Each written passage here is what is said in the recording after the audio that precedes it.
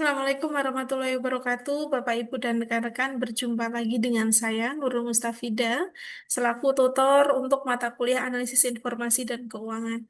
Bapak Ibu, tidak terasa kita sudah di sesi ketujuh, artinya masih ada satu sesi lagi untuk di semester genap 2024-2025. Sebelum itu, saya mengingatkan kembali kepada Bapak Ibu dan rekan-rekan yang belum mengerjakan tugas dan diskusi, silakan dikerjakan. Untuk penilaiannya akan segera saya berikan semuanya hingga di sesi ketujuh. Bapak, Ibu, dan rekan-rekan, untuk materi di sesi ketujuh ini kita melanjutkan materi sebelumnya. Jadi di analisis informasi keuangan, materi ketujuh kita bicara terkait analisis kinerja keuangan. Jadi merangkum dari analisis yang sudah Bapak Ibu lakukan mulai dari aset, liabilitas, leverage, dan sebagainya. Sudah dikerjakan kemarin. Nah, di analisis kinerja keuangan artinya ini ada rangkuman dari seluruh analisis di mana pengambilan keputusan bagaimana kinerja keuangan perusahaan itu baik atau tidak.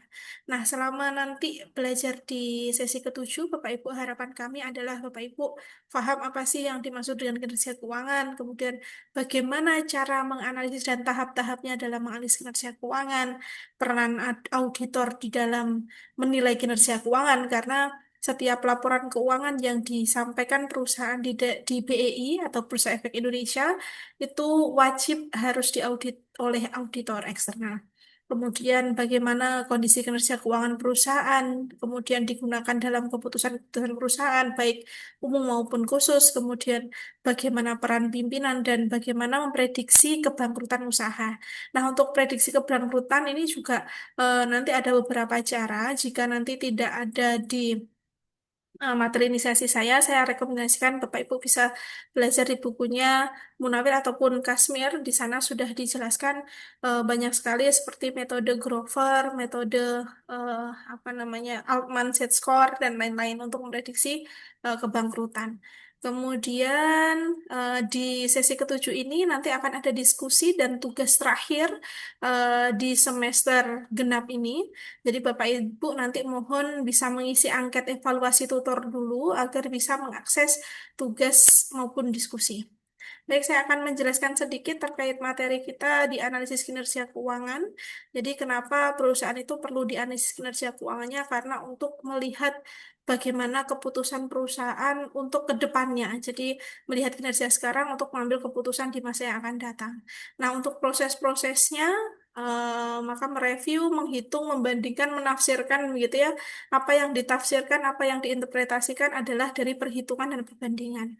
Perhitungan dan perbandingan ini Bapak Ibu lakukan salah satunya dengan menganalisis rasio keuangan yang sebelumnya sudah dihitung mulai dari profitabilitas, kemudian likuiditas, solvabilitas, leverage, dan semuanya hingga nanti bisa dianalisis dan dibandingkan. Nah, analisis dan pembandingan ini akan diinterpretasi dan kemudian jika ada masalah maka akan diambil masalah ataupun ditemukan solusi oleh pihak manajemen. Nah, kalau dari segi auditor bagaimana? Maka auditor nanti akan memberikan evaluasi pada laporan keuangan yang sudah disajikan, kemudian diaudit, kemudian nanti auditor akan memberikan beberapa opini yang nantinya harus ditindaklanjuti oleh perusahaan. Jika dia sudah wajar tanpa pengecualian WTP ya, maka laporan keuangan sudah siap dan bisa diterbitkan atau dimasukkan ke dalam BEI untuk dilihat investor dan pengguna yang lain. Nah, kemudian nanti Bapak Ibu bisa juga menganalisis kebangkrutan ya. Kenapa analisis kebangkrutan itu penting? Karena untuk melihat gejala. Jadi sebelum terjadi bangkrut maka biasanya sudah ditemukan gejala-gejala tertentu. Nah, untuk melihat analisis kebangkrutan ini bisa menggunakan Altman Z-score, kemudian bisa menggunakan apa namanya Grover dan lain-lain. Banyak sekali cara analisis yang bisa digunakan.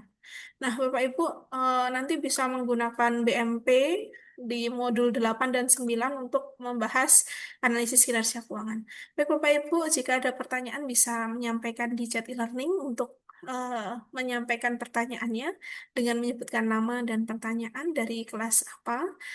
Kemudian nanti kita berjumpa lagi di sesi terakhir, di sesi 8. Terima kasih. Wassalamualaikum warahmatullahi wabarakatuh.